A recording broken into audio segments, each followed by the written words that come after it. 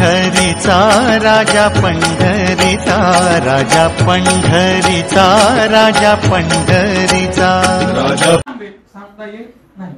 तुम्हाला एक अनुभव सांगतो. आता आपण सगळे वारकरी आहोत, सगळ्यांनी कधी ना कधी वारी केली, सगळे कधी ना कधी तंबू मध्ये राहिले आहे.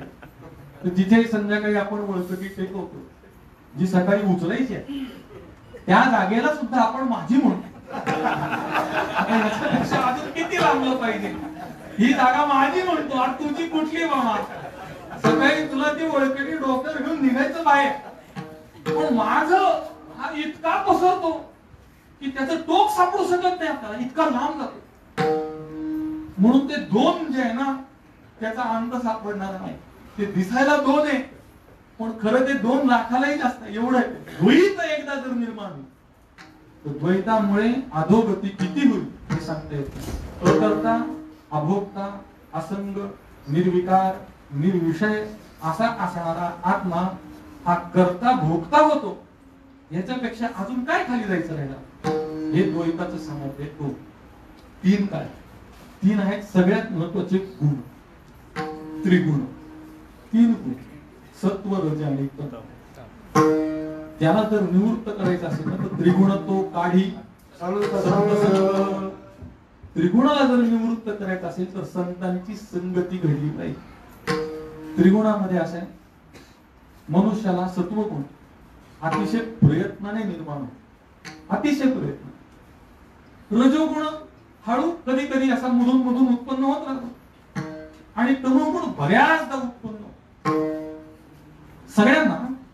कारण जो जो मायाकारी आहे त्याच्या त्याच्या ठिकाणी त्रिगुण आहे, आणि मायेचा खरा प्रभाव हा तमोगुणात आहे. म्हणून तमोगुणी इच्छा निर्माण झाली की तमोगुणाचा विषय मिळतो. लक्षात ठेवा, असा माझा अनुभव. आम्ही नेवाशाहून आळंदीला येतो, तर आमचा पहिला मुक्काम एका टाकळी भाग नावाच्या गावामध्ये, नेवाशापासून 16 किलोमीटर आहे. त्या गावामध्ये पिठाची गिरणी नव्हती, पिठाची गिरणी नव्हती. त्या गावामध्ये आमच्या एका ट्रकवरचा चालक, त्याला जी गोष्ट पाहिजे होती ती गोष्ट त्यांनी रात्री 2:30 वाजता तिथे शोधून काढली. त्याला मिळाली. आम्ही म्हणतो अरे आम्हाला पीठ करून मिळेल ना, हा काही मिळवायला लागला. कमाल झाली. त्याचं कारण आहे एक महत्वाचं कारण हे आहे की त्याची इच्छा तीव्र असते. तुमची जर भगवत प्राप्तीची इच्छा तीव्र असेल तर का नाही मिळणार? उभा राहतो समोर, उभा राहतो प्रत्यक्ष. अहो समोर उभा राहायचं सोडून द्या, तुमच्याशी एक रूप होतो, आत्मत्वाने प्राप्त होतो, पण तेवढी तीव्रता नाही. आमचं कसं आहे, लोकांना दिसावं म्हणून गंध, लोकांना दिसावं म्हणून माळ आहे. मग देव माहीत भेटणार. या जन्मात नाही, अजून 1000 जन्म घ्या, देव भेटणार नाही जोपर्यंत ती तीव्रता नाही.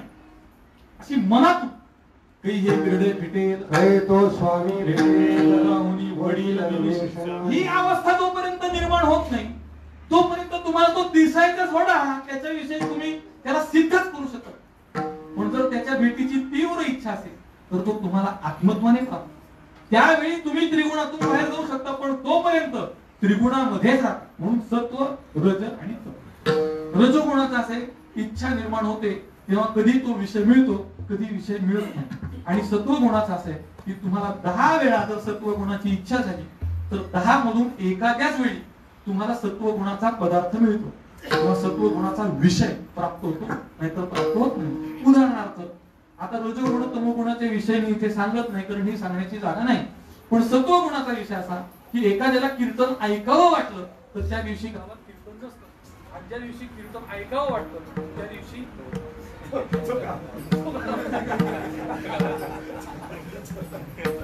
कीर्तन आहे तर तो नाही, त्याला इच्छा आहे तर कीर्तन नाही. सत्व गुणाची इच्छा तर कधी निर्माण होईल तर सत्व गुणाचा विषय प्राप्त होतोच, असं काही सांगतो. दुसरा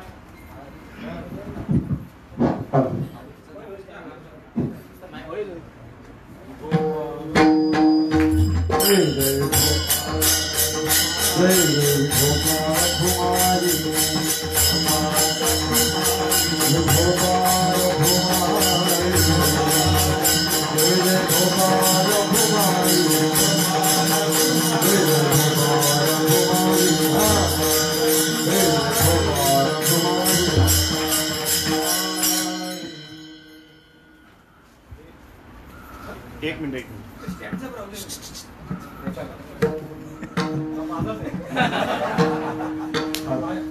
नाही ना महाराज महाराज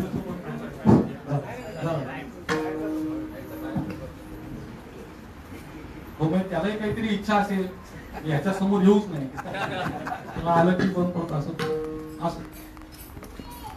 त्रिगुण 3 गुण आहेत आणि त्यातल्या सत्व गुणाची मनुष्याला इच्छा झाली तर विषय प्राप्त होत नाही, विषय असेल तर इच्छा नसते. म्हणून ज्यावेळी सत्व गुणाची इच्छा होते आणि सत्व गुणाचा विषय प्राप्त होतो त्यावेळी मनुष्याने प्रयत्नपूर्वक सत्व गुणामध्ये स्थिर होण्याचा प्रयत्न केला तर त्याचा सत्वगुण वाढीला लागतो आणि मग हळूहळू होळी कन्यापुत्र ते सात्विक होणं याचा अर्थ सदा सत्व गुणामध्ये स्थिर असत. ती सदा सत्व गुणाची स्थिरता, ज्यावेळी सत्व गुणाची इच्छा आणि सत्व गुणाचा विषय. आणि त्यातही एक गंमत आहे तुम्हाला सांगतो. 2 चक्र आहेत. एक त्रिगुणाचं चक्र आपल्या अंतःकरणामध्ये सुरू आहे आणि एक त्रिगुणाचं चक्र आपल्या शरीराच्या बाहेर सुरू. ते कोणत्या दिशेने कधी फिरेल काही सांगता येत नाही, कारण त्रिगुणच शेवटी तो अनियमित. मायेचं लक्षणच असं केलंय अघटित घटना पटी असं तिचं लक्षण केलं.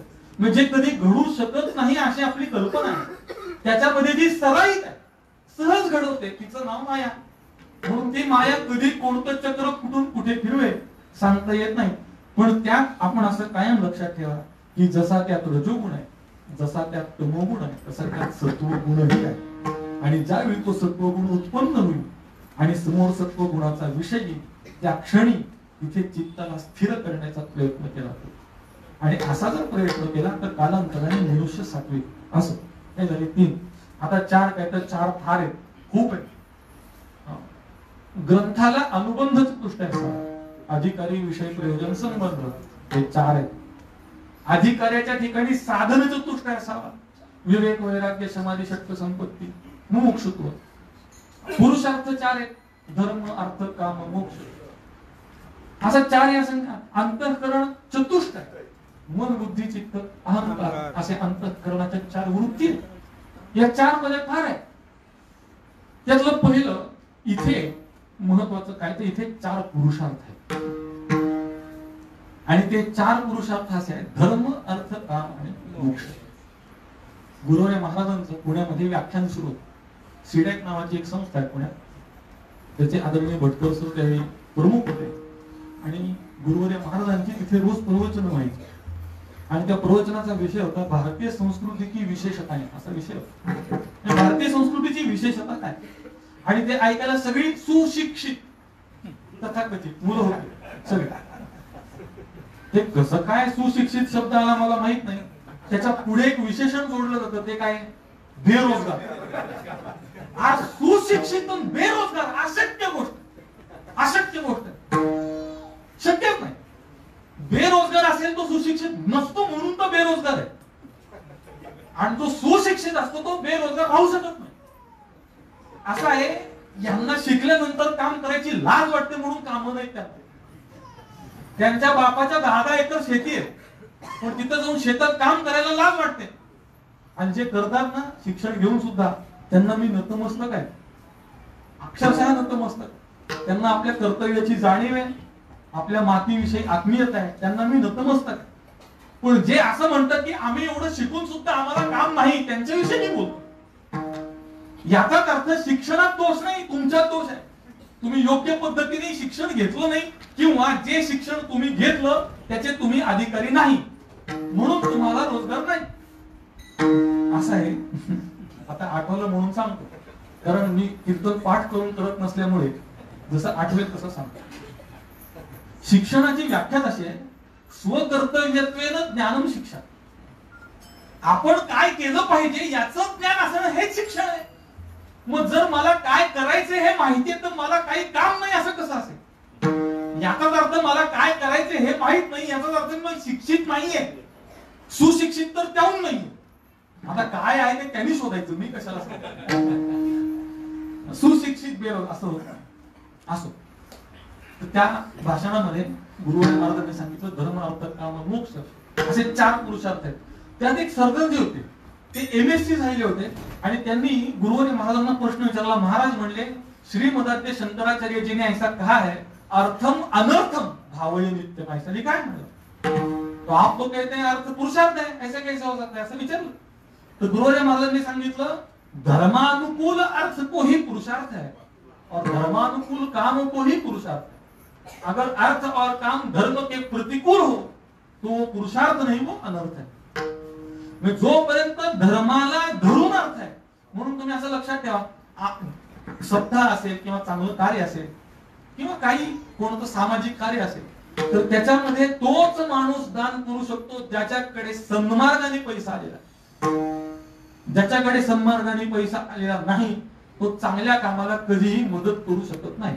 तोच करू शकतो ज्याच्याकडे सन्मार्गाचा म्हणजे धर्मानुकूल आहे, मग त्याला पुरुषार्थ. पुढे काम सुद्धा धर्मानुकूल असलं पाहिजे. उदाहरणार्थ,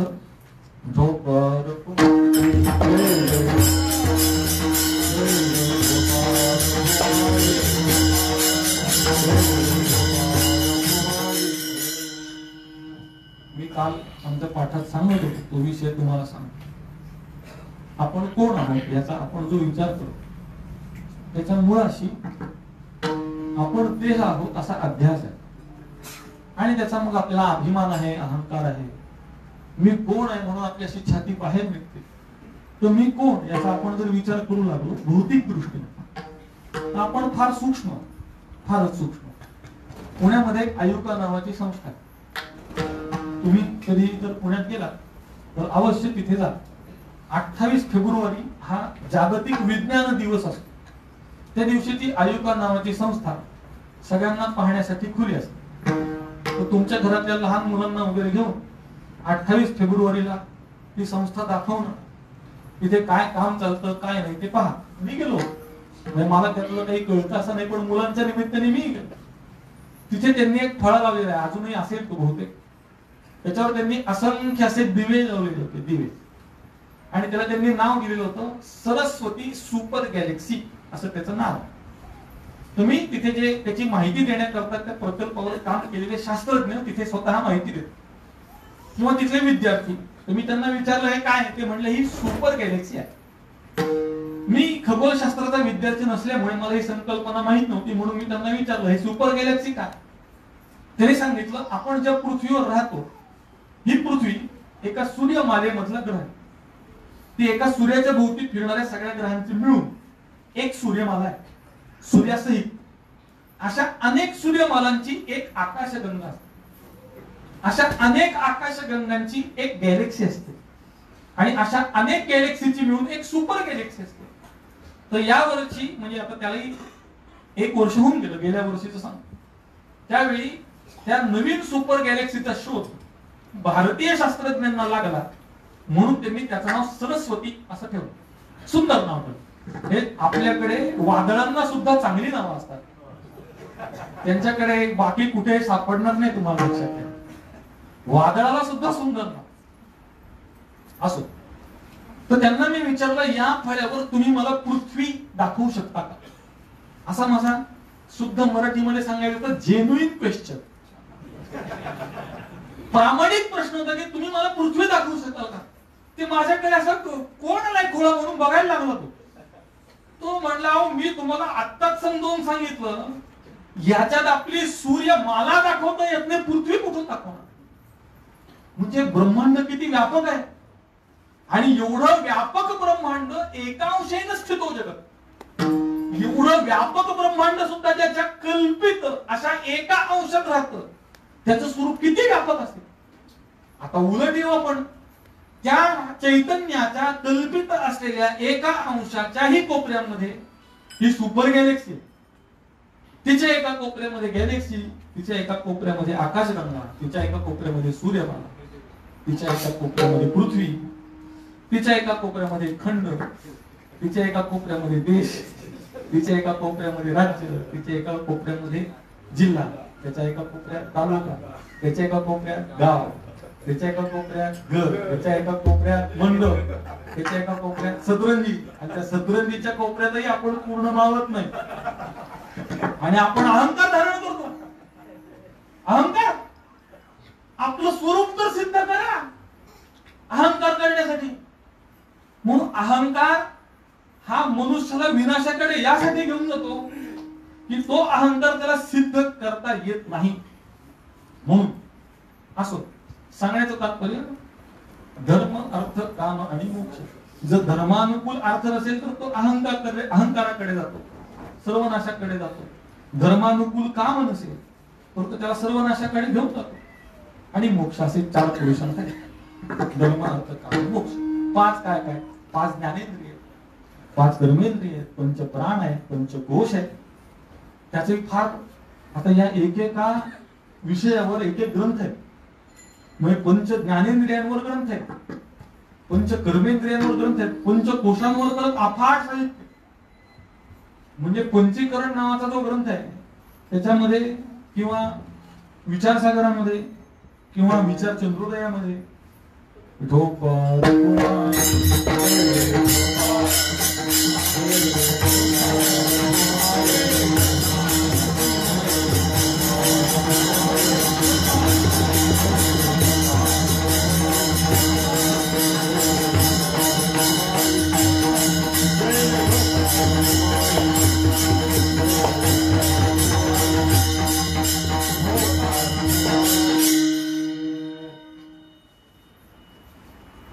पंचकोश.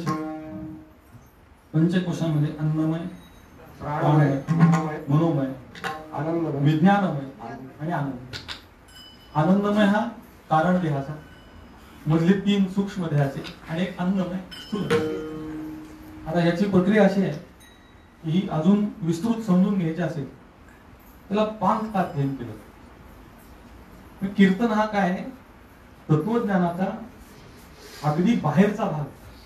कीर्तन हा तत्वज्ञानामध्ये प्रवृत्ती व्हावी या हेतूचा भाग. ज्याची तत्वज्ञानात प्रवृत्ती, अध्ययनामध्ये प्रवृत्ती आहे त्याच्यासाठी पांक्त अध्ययन हाच उपाय, दुसरा उपाय नाही. कुठल्या तरी गुरुकडे शरण जाऊन त्याच्या तनु मनु जीवे चरणाशी लागावे, अगर्वता करावे, दास्य सत्व असं त्या सद्गुरूंना शरण गेल्याशिवाय त्याचा बोध होत नाही. हे कीर्तन प्रवचन आहे थोडं त्याच्या बाहेरच्या स्वरूपात आहे. तात्पर्य 2 तासामध्ये सगळं सांगणं हे शक्य नाही. मला सांगता येणं शक्य नाही कारण मी मगाशी सांगितल्याप्रमाणे मी तर निर्बुद्ध आहेच. पण आपणही माझ्याकडून माझ्यासारख्या मूर्खाला जे काही थोडंफार किंवा फार थोडं येतं ते पूर्ण सांगितलं जाईल असे 2 तासात अपेक्षा ठेवणं हेही चुकीचं.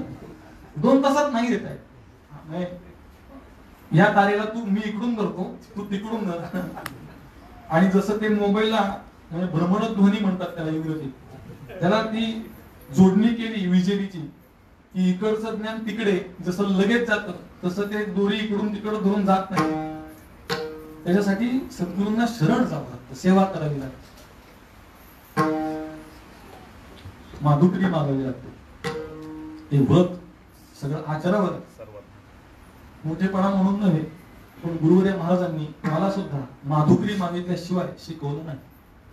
माधुकरी मागून यायची, ती इंद्रायणीमध्ये बुडवायची, ते आणून सेवन करायचे, मग पाठ घ्यायचं, असंच शिकवलेलं असं. सांगण्याचं तात्पर्य 2 तासात हे सगळं सांगता येईल असं काही नाही. पण स्थूल ढोबळ मानाने आपण पटपट पटपट पुढे जाऊ. 4 5 5मध्ये पुष्कळ आहेत. 5 ज्ञानेंद्रिय, 5 कोश, 5 प्राण, 5 कर्मेंद्रिय, पुष्कळ 5 आणि पुढे आहे 6 मध्ये षड विकार आहेत. विकार 6 शास्त्र आहेत. 6 शास्त्र याच्यासाठी हा विषय आता पुढे जाणार आहे. 1 2 3 4 5 6 4 वेद सगळ्यात महत्वाचे. 6 शास्त्र, 18 पुराण वगैरे पुढचं, पण 6 शास्त्र. इतुके पुढे काय लिहिलंय? विचारुनी अवघे परमानंदी राहा. विचारुनी याचा अर्थ असा आहे विवेक करून. म्हणजे ह्या 1 असलेल्या चैतन्याचा, 2 असलेल्या जीव शिवाचा, 3 असलेल्या त्रिगुणाचा, 4 असलेल्या पुरुषार्थाचा, 4 असलेल्या वेदांचा, 5 असलेल्या कोशांचा, 6 असलेल्या शास्त्रांचा सगळ्यांचा विचार करून ना विवेकपूर्वक, विवेकाला फार महत्व परमार्थात. परमार्थ जर विवेक शून्य असेल तर तो परमार्थ नव्हेच. परमार्थ हा विवेकयुक्त असला पाहिजे. म्हणून अवघे विचारुनी, आणि जर तुम्ही त्याचा विचार कराल, विवेक संपन्न व्हाल, तर अवघे परमानंदी राहा. आणि याचा पुढचा उपाय याच्या पुढच्या चरणात सांगतात. सातवा अवतार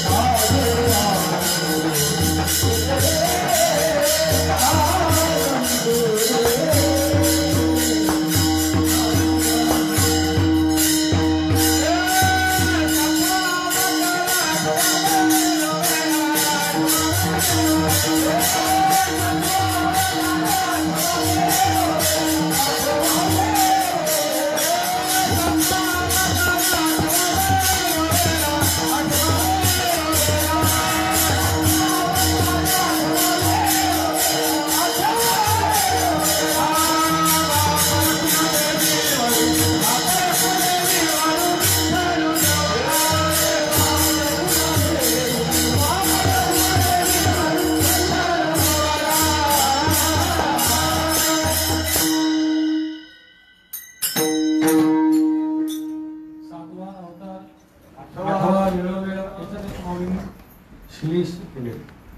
श्लेष म्हणजे 2 अवतार, 7वा आणि 8वा. 7वा अवतार 8वा वेळ. 7वा अवतार आहे भगवान रामाचा, 8वा अवतार आहे भगवान श्रीकृष्ण. किंवा याच्यात श्लेष असा की 7वा अवतार असलेल्या भगवान श्रीरामाचं वारंवार स्मरण करा, 8वा असा. म्हणून 7वा अवतार 8वा वेळोवेळा. आणि जर तुम्हाला त्याला प्राप्त करायचंच असेल, शोधायचंच असेल, तर बाप रखुमा देवी तुमच्या जवळ असलेला, तुम्हाला सन्निध असलेला, तुम्हाला प्राप्त असलेला. मी काल सांगितलेली एक गोष्ट सांगतो आणि सेवेला विराम देतो. 3 गोष्टी मनुष्य जन्माला प्राप्त झाल्यानंतर पुढे 2 गोष्टी. मनुष्यत्व ही पहिली गोष्ट. मनुष्यत्व, मुमुक्षुत्व, पुढे काय सांगितलं? महापुरुष संश्रय. या 3 गोष्टी सांगितल्या. सुदैवाने आपल्याला मनुष्यत्व प्राप्त झालेलं आहे. आपण वारकरी संप्रदायात आहोत, त्याचा अर्थ मुमुक्षुत्व ही प्राप्त झालेलं आहे. त्याची अजून तीव्रता नसल्यामुळे सद्गुरूंची भेट जर झाली नसेल तर आपली तीव्रता नाही असा त्याचा अर्थ आहे. आणि जर झाली असेल तर महापुरुष संश्रय हा निश्चित. पण काही वेळा असं होतं की मनुष्याचा महापुरुषाच्या संगतीमध्ये राहून सुद्धा उद्धार होत नाही. त्याचं कारण ज्या महापुरुषाच्या संगतीमध्ये तो राहतो त्याच्याविषयी त्याची महापुरुष म्हणून बुद्धी नाही. म्हणून ज्या महापुरुषाच्या संगतीने मुक्त व्हायचं आहे त्याच्याविषयी पहिल्यांदा महापुरुष म्हणून बुद्धी असली पाहिजे आणि मग त्यांना शरण जाऊन त्यांची सेवा केली. मी एका शास्त्रीकडे ते आता ब्रह्मलीन झाले, मुसळगावकर शास्त्री, ते मला न्याय शिकवत होते. न्यायशास्त्र म्हणजे अतिशय क्लिष्ट विषय. डोक्याच्या मेंदूचा जो काही भाग असेल आतमध्ये डोक्यात तो असा पीळ पडतो त्याला आणि तो जाणवतो बाहेर. इतकं भयानक क्लिष्ट. मग तुम्हाला एक त्याची झलक सांगू का? झलक अशी, आम्ही ते कार्यकारणाचा विचार शिकलो. तर कारणाचं लक्षण त्यांनी मला जे शिकवलं ते अजूनही डोक्यात असं म्हणजे ऋतून बसलेलं आहे, एवढं घट्ट बसलं. कार्याधिकरण वृत्य भाव प्रतियोगिता वच्छेदकतात्वावच्छिन्न आधेयता निरूपक पर्याप्तधिकरणता वच्छेदक संख्या भिन्न अशी जी कारणता वच्छेदकतात्वावच्छिन्न आधेयता निरूपक पर्याप्तधिकरणता वच्छेदक संख्या तादृश संख्यावर धर्मवत्वम कारणत्वम असं कारणाचं लक्षण शिकवलं. आणि मग त्याचा प्रत्येकाचा विग्रह कार्य काय, कार्याचं अधिकरण काय, कार्याधिकरण वृत्ती अभाव कोणता, कार्याधिकरण वृत्त्यभाव प्रतियोगी कोण, असा एकेका शब्दाचा एकेका पदाचा एकेका अक्षराचा विग्रह करून ते शिकवतो. शिकवताना असं झालं, मगाशी मी आपल्याला सांगितल्याप्रमाणे माझी बुद्धी मुळातच चंचुपात्रासारखी आहे, कोळीसारखी आहे. मी अतिशय कमी बुद्धीचा, त्याच्यात विषय अवघड, त्याच्यामुळे मला आली सुस्ती आणि मी जांभई. ती माझ्या आयुष्यातली पहिली आणि शेवटची जांभई होती शिकताना. त्यांनी त्या क्षणी शिकवणं बंद केलं. ते म्हणले याच्या पुढे अजिबात शिकायचं नाही माझ्याकडे. आपण जे शिकतो आहोत, गुरु समोर बसलो आहोत, तुला साधी गोष्ट कळत नाही, आपण जांभई देऊ नये. आणि जांभई आहे का तोंडावर हात धरावा एवढं साधं कळत नाही, अजिबात नाही, याच्या पुढे शिकायचं नाही. जेव्हा तुला असं वाटेल की आता आपण जांभई न देता शिकवू शकतो, किंवा जांभई आल्यावर किमान तोंडावर हात धरू शकतो, तेव्हा माझ्याकडे तोपर्यंत यायचं नाही. आणि अशा गुरूंचा मी शिष्य असल्यामुळे माझ्यातही तो स्वभाव आलेला आहे. मलाही मी कीर्तन करताना कोणी झोपलं, जांभई दिली तर मला नाही आवडत. कारण मी प्रामाणिकपणे म्हणतो, मी काही माझं पोट भरण्याकरता फिरत नाही कीर्तन करत. मी यासाठी फिरतो की माझ्या पूर्वजांनी माझ्यापर्यंत निरपेक्षपणे दिलेलं जे ज्ञान आहे ते समाजाच्या शेवटच्या व्यक्तीपर्यंत तितक्याच निरपेक्षतेने गेलं पाहिजे. तर त्यांनी ते सावधान चित्ताने ऐकलं पाहिजे, ही माझी अपेक्षा आहे. तुम्ही लोकांनी पैसे मागितल्यावर पाकिट देताना भरभरून म्हणेल तेवढी येताना मी नाही मागत, किंवा म्हणतो मी देऊ नका, पण माझं कीर्तन नीट लक्ष दे नाही. म्हणजे माझं म्हणून नाही, माझ्यापर्यंत जे तत्वज्ञान आणि माझी ही शाश्वती आहे, मला ही खात्री आहे की मी सांगितलेलं तत्वज्ञान बिनचूक स्वरूपाचं आहे. त्याचं कारण माझ्याकडे ते गुरु शिष्य परंपरेने आले. माझ्या गुरूंनी मला सांगितलं हे बरोबर आहे, बरोबरच आहे. ब्रह्मदेव जरी उद्या म्हणलं हे चूक येतं, हे चूक नाही, हे बरोबरच आहे. ब्रह्मदेव स्वतः उद्या मी सांगतो का हे बरोबर आहे, बरोबर आहे. कारण मी माझ्या गुरूंकडे शिकलो आणि मला माझ्या गुरु परंपरेचा अभिमान आहे. मला लोक बाकीच्यांची कौतुक सांगतात, अरे मला नका कौतुक सांगू, मला माझ्या परंपरेचं कौतुक आहे. तुमची परंपरा लहान असा त्याचा अर्थ होत नाही. जसं आम्ही नेहमी सांगतो की आम्ही कीर्तनामध्ये अन्य परंपरांमधल्या संतांची प्रमाण देत नाही, लोक आक्षेप घेतात. आमचं म्हणणं असं आहे, आपला बाप जर भिकारी असेल तर दुसऱ्याच्या बापाकडे पैसे मागावे. आपला बाप जर संपन्न नाही तर दुसऱ्याच्या बापाकडे कशाला पैसे मागायचे. आमची संत परंपरा, आमचं संत वाङ्मय इतकं संपन्न आहे, मग आम्ही दुसऱ्याकडे जावं कशाला. याच्यात दुसऱ्याचा अनादर करणं असा हेतू नाही, पण आमचे संत, त्यांचं वाङ्मय केवढं आहे, किती समृद्ध आहे ते, आणि ते असताना दुसऱ्याकडे का जावं. तसं दुसऱ्या परंपरांचं आहे की आम्हाला कुठल्या परंपरेचा विद्वेष आहे असं नव्हे, पण आमची परंपरा मोठी नाही असं आम्ही का म्हणू शकतो. नाही असं दुसऱ्या परंपरेचा कुणाला द्वेष नाही, पण आमच्या परंपरेला नाव का ठेवायची, आम्ही काय ऐकून घ्यायचं ते. मी ते सहन करत नाही, करणार नाही. उलट असं आहे की अजून मी शब्दाच्याच पातळीवर आहे. कोण देईल आपल्या संत परंपरेविषयी. अहो हिंदू जितके बद्धड काय मला माहित नाही, फारच बोथट आहे. बाकी तुम्ही कुणाबद्दल बोलून दाखवा चौकात उभं राहून. तुम्हाला असं उभं चिरतील वळंब्यात सरळ बोलून दाखवा तुम्ही बाहेर उभं राहून.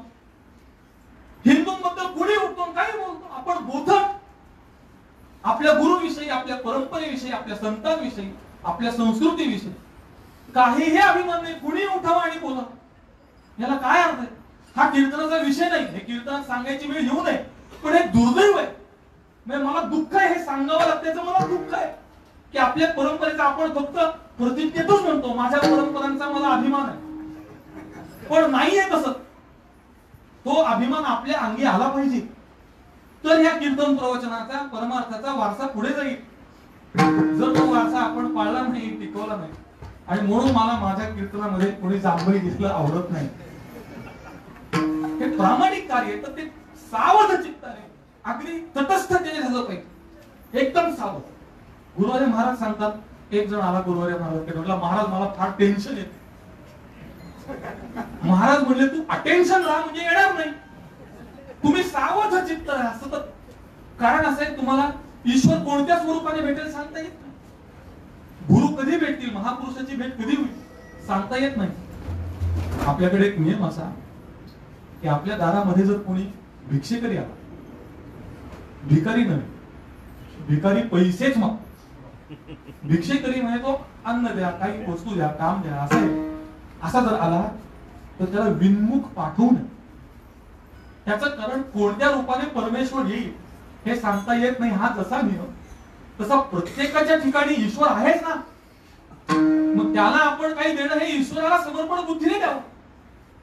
आणि ज्याने आपल्याला जन्म दिला, ज्याने आपल्याला नरदेह दिला, सुदृढ दिला, पांगळ लुळ आंधळ बैर बनवलं नाही, त्याच्याविषयीची ती कृतज्ञता की देवा तू मला चांगलं बनवलंस याच्याविषयी माझी कृतज्ञता. नैवेद्य, लोक नैवेद्य का दाखवतात सांगा? मी 100 वेळा विचारलं, 151 विचारलं. लोक नैवेद्य का दाखवतात? कारण देव खात नाही. देव खायला लागला तर त्याची भूक भागवण्याचं आपलं काय सामर्थ्य? आपण कोण?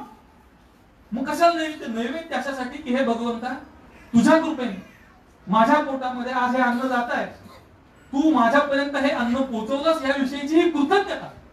म्हणून नैवेद्य, म्हणून देवासमोर ठेवायचं. आपल्या प्रत्येक गोष्टीचा चुकीचा अर्थ आपल्याला इंग्रजांनी सांगितला. आपल्या प्रत्येक गोष्टीविषयी आपल्या मनामध्ये न्यूनगंड, भयगंड निर्माण केला. आपली संस्कृती, आपली भाषा, आपली परंपरा सगळंही नाही, सगळंच आणि त्यांचं सगळं श्रेष्ठ. इतकं श्रेष्ठ की आपण आपल्या घरात एकमेकाशी सुद्धा शुद्ध मराठीत बोलू शकत नाही बोलू शकत. मी लिहून देतो तुम्हाला. सलग अर्धा तास, 1 तास शुद्ध मराठीमध्ये जो बोलेल त्याच्याकडे मी 1 वर्ष बिनपगारी नोकरी करीन. तो म्हणेल ती 1 तास सलग शुद्ध मराठी बोल, नाही बोलत. प्रत्येक ठिकाणी इंग्रजी घुसलंय,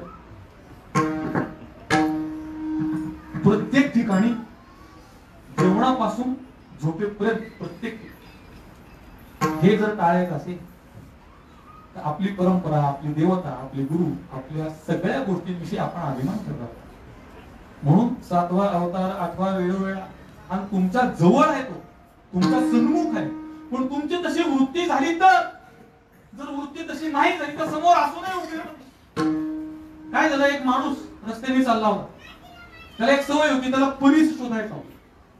मग तो काय करायचा, दगड दिसला की तो उचलायचा आणि त्यांनी गळ्यात एक लोखंडाची साखळी घातली होती. तो दगड उचलून त्या साखळी लावायचा. ती सोन्याची झाली का बघायचं, नसेल तर दगड फेकून द्यायचं. असा तो शोधत निघाला. कालांतराने त्याला इतकी सवय झाली की दगड उचलायचा, लावायचा, फेकून द्यायचा. एक दिवस तो घरी आला, त्याच्या गळ्यातली साखळी सोन्याची झाली होती. मग त्यांनी परीस उचलला, परीस आपल्या गळ्यातल्या साखळीला लावला, पण ती सोन्याची झाली का नाही हे पाहिलंच नाही, आणि हातात आलेला परीस फेकून दिला. परीसाने परीसाचं काम केलं, गळ्यातली लोखंडाची साखळी सोन्याची झाली. त्याप्रमाणे आपल्याला आपली परंपरा, आपला देव, सगळं आपल्याला जे मिळालेलं आहे ते फार मोठं आहे. पण त्याच्याविषयी हे मोठं आहे असा स्वाभिमान जोपर्यंत आपल्याला नाही, तोपर्यंत ते आपलं असून सुद्धा उपयोग नाही. म्हणून त्याच्याविषयी आपल्या चित्तामध्ये जर स्वाभिमान होईल तर बापर तुम्हाला देवी वळू विठ्ठल तर तो तुम्हाला जवळ आहे. किती जवळ आहे हो? तो इतका जवळ आहे की तू मीच आहे, मग स्वरूप आहे. मी त्याच्याहून भिन्न नाही. मी तू कोण जाऊ दे दुरी एकची घोंगडी एवढं साधत नाही, इतकं सन्निध आहे. आणि ते जर होईल तर मग काय होईल? आनंदुरे आजी झालेल्या सेवेमध्ये जे काही योग शास्त्र संवाद आहे ते माझ्या गुरु परंपरेच आहे. आणि जर काही शास्त्र विसंवादी असेल, चुकीचं असेल तर ते माझं स्वतःच आहे. मी बोलताना शक्यतो प्रयत्न करतो की माझ्या मुखातून काही शास्त्राला विरुद्ध असेल असं जाऊ नये. पण भावनेच्या आवेगामध्ये आवेशामध्ये कधी चुकून काही गेलं असेल, चुकलं असेल तर ते माझं स्वतः. योग्य अवश्य घ्या, कारण बाळातर्फे सुभाषितम ग्राह्यम. लहान मुलांनी जरी एखादी चांगली गोष्ट सांगितली तर ती ऐकली पाहिजे. या न्यायानं मी जे बरोबर सांगितलं असेल ते अवश्य घ्या. जे चुकीचं आहे ते मुळीच घेऊ नका. पण दुरुस्त करण्याच्या भानगडीतही जाऊ नका, कारण माझी दुरुस्ती करण्याची योग्यता ही केवळ गुरुवरे महाराजांकडे आहे असं मी मानतो. आणि माझा काम मी त्यांच्याच हातामध्ये दिलेला आहे. म्हणून ती दुरुस्ती करू नका, पण जे अयोग्य ते घेऊ मात्र नका. जे योग्य ते मात्र अवश्य घ्या. आपल्या जीवनामध्ये एक तरी चांगला संकल्प आजपासून करा. मी शुद्ध मराठी बोलेन, मी माझ्या परंपरेचा अभिमान बाळगेन, माझ्या घरातला प्रत्येक जण हरिपाठ म्हणेल, लहान मुलं रोज हरिपाठ म्हणतील. काहीतरी एक चांगला संकल्प करा. त्याच्यापेक्षा एक चांगला संकल्प सांगतो, आजपासून मी रोज कमीत कमी दिवसातले 8 तास भ्रमणध्वनी वापरणार नाही. असं मोठ्या माणसाने ठरवा, बारक्याला सांगू नका. कारण बाप पोराला म्हणतो मोबाईल घेऊ नको, हे सांगताना त्याच्या हातात मोबाईल असतो. मग मुलं ऐकत नाही. मुलं सांगण्यापेक्षा आचरणातून शिकतात. म्हणून मुलांना घेऊन हरिपाठ म्हणा, असं काहीतरी एक संकल्प जर केला तर आजची सेवा खरी सार्थक झाली असा अर्थ होईल. झालेली सेवा रुक्मिणी प्राण संजीवन बाप विठ्ठलेशाच्या चरणी संत सम्राट महाकैवल्य तेजनिधी ज्ञानोबा आहे, जगद्गुरु तुकोबा आहे, तीर्थरूप गुरुवर्य महाराज, तीर्थरूप सौभाग्यवती आई साहेब आणि तीर्थ स्वरूप मालक यांच्या चरणी समर्पित करून सेवेला पूर्ण विराम. विठोबा